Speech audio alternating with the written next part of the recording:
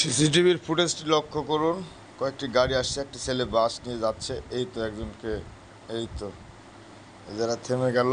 এই যে খেয়াল করছেন দোকানের সামনে যে এই লাল মোটর সাইকেলটি দেখা যাচ্ছে, এই মোটর সাইকেলটি পরে কিন্তু একজন নিয়ে যাবে। দেখেন, ঘটনাটি রাজশাহীর বহরমপুর এলাকায় আজকের ঘটনা এটি।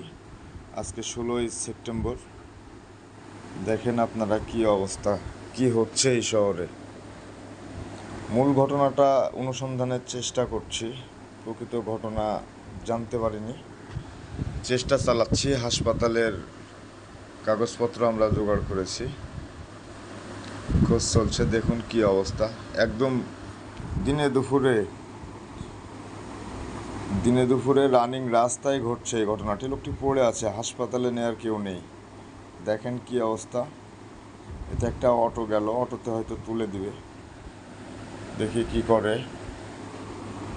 দেখেন লোকজন আসা শুরু হয়েছে চারিদিক থেকে, কিন্তু যাকে আঘাত করা হলো তাকে হাসপাতালে পাঠানোর ব্যবস্থা কারা করছে দেখি।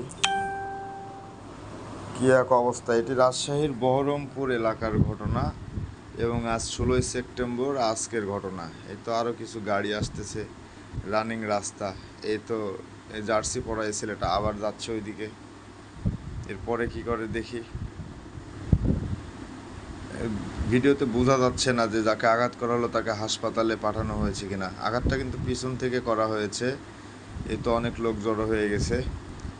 এই যে এবার এসে ওই লাল গাড়িটা নিবে, যে গাড়িটা আগে থেকে স্ট্যান্ড দেওয়া ছিল। লোকটির নাম আমরা জানতে পেরেছি হাসপাতাল সূত্রে, চাঁদ, মোহাম্মদ চাঁদ। এটি হাসপাতালের কাগজে লেখা ছিল, আমরা দেখলাম। এতে এই গাড়িগুলো অপেক্ষা করছে, জানি না কার জন্য অপেক্ষা করছে, একসাথেরই কিনা তাও জানি না। পিছনেও তাকাচ্ছে। এই তো সবাই গাড়িতে উঠছে। এই তো জার্সি পরা ছেলেটা, এই তো গাড়িটি নিয়ে বের হলো। এই গাড়িটি ওই আঘাত, এই তো গাড়ি নিয়ে চলে গেল। এটি হচ্ছে যাকে আঘাত করা হলো ওর গাড়ি। এতে এরাও সব এখন ঘুরে চলে যাবে। তার মানে এদের অ্যাটিটিউড দেখে বোঝা যাচ্ছে সবাই একসাথেরই। আর সাধারণ মানুষ যারা, তারা কিন্তু ওখানে আছে।